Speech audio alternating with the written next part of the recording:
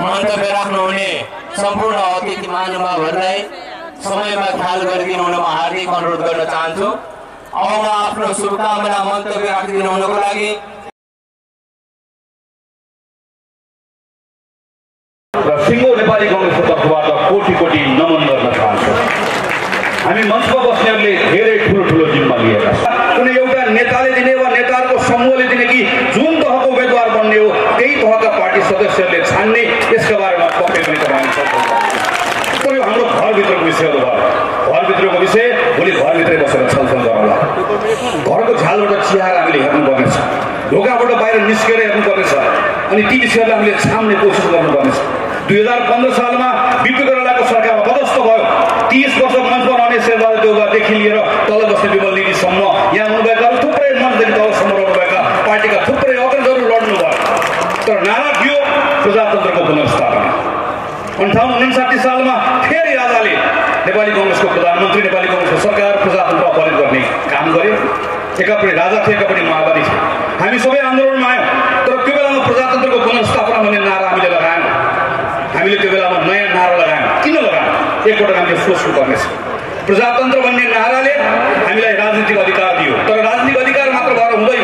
शिक्षा, स्वास्थ्य, रोजगारी, आवास लगायतका विषयको ग्यारेन्टी हुनुपर्छ। तर त्यति मात्र भएर हुँदैन। हामी यो नेपालभित्र थरीका मानिसहरू छौँ, जनै लगाउनेछौँ, दारी पाल्नेछौँ, मधेसका छौँ, पहाडका छौँ, महिला छौँ, दलित छौँ, जनजाति छौँ, थरीका मानिसहरू छौँ। यो नेपाल राज्य कसैको कम कसैको बढी हुन सक्दैन।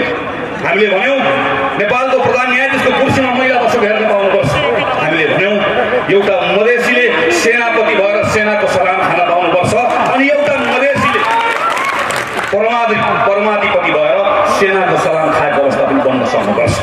हामी सबै लाग्यौँ।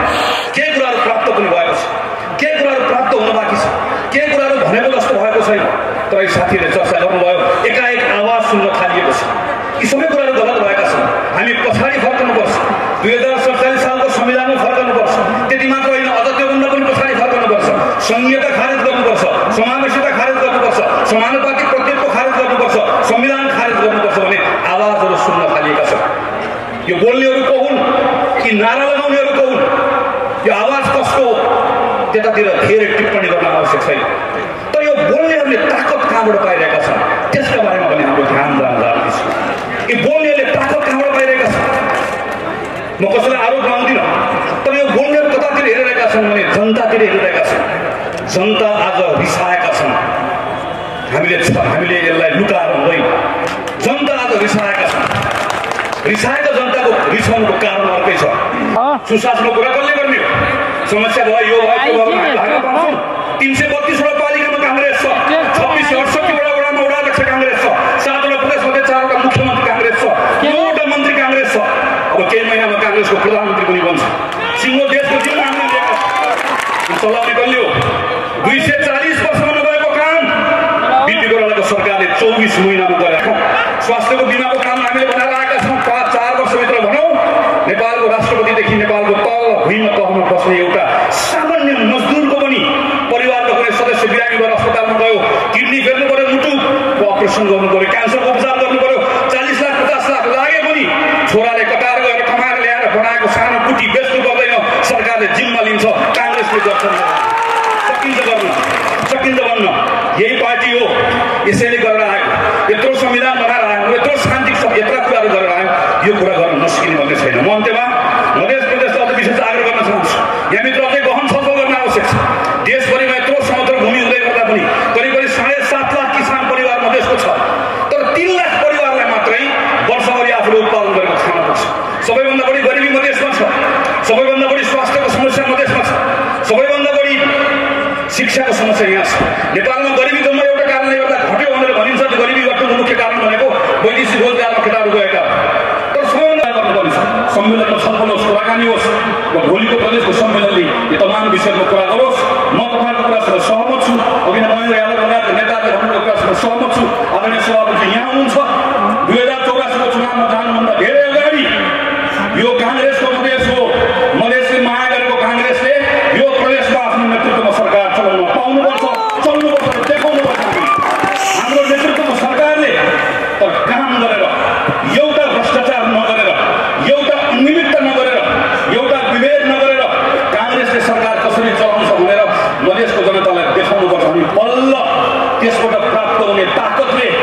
अर्को चुनावमा जाँदै गर्दा कुनै पनि काङ्ग्रेसले अर्को चुनावमा लेखेर राख्नुहोस्, कुनै पनि काङ्ग्रेसले अर्को चुनावमा छाता उड्नेवाला छैन, कुनै पनि काङ्ग्रेसले अर्को चुनावमा साइकल चलाउनेवाला छैन, हँसिया हथौडा बोक्नेवाला छैन। काङ्ग्रेसले केवल रुख फेर्नेवाला छ, रुखमा छाप लगाउनेवाला छ, गाछीमा छाप लगाउने काङ्ग्रेस बनाउनु पर्नेछ। त्यो बनाउनका लागि लड्नुपर्ने छ। भर्खर मात्र हामीले देख्यौँ यहाँको मुख्यमन्त्रीले बाराको घटनामा काङ्ग्रेसलाई हेप्ने दुस्साहस गर्नुभएको छ। नेपाली काङ्ग्रेसले हिसाब माग्ने बेला आएको छ। हामी सबैभन्दा ठुलो पार्टी हो यहाँ, हाम्रो नेतृत्व यहाँ सरकार बनाउने हो, त्यसको आधारमा परिणाम दिने गरिकन काम गरौँ। म तमाम प्रदेशभित्र बस्नुभएका तमाम सबै साथीहरूलाई आग्रह गर्न चाहन्छु, एउटा उत्साहका साथ जाउँ। आज देश हामीले जिम्मा लिएका छौँ, अप्ठ्यारो छ, समस्या छ, केही गुनासाहरू छन्। हाम्रो हातमा शक्ति सत्ता, हाम्रो हातमा शक्ति र सत्ता सँगसँगै त्यसले दिएको जिम्मेवारी छ। त्यो जिम्मेवारी पुरा गर्छौँ।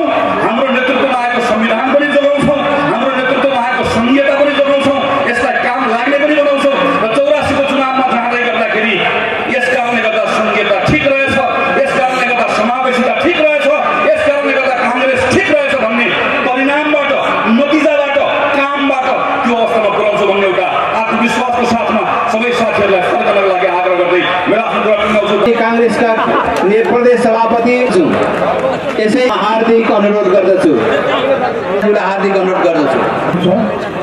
यस्तै भूमिका भोलि हाम्रो पार्टीलाई अन्तर्राष्ट्रिय लागि रोक्छ।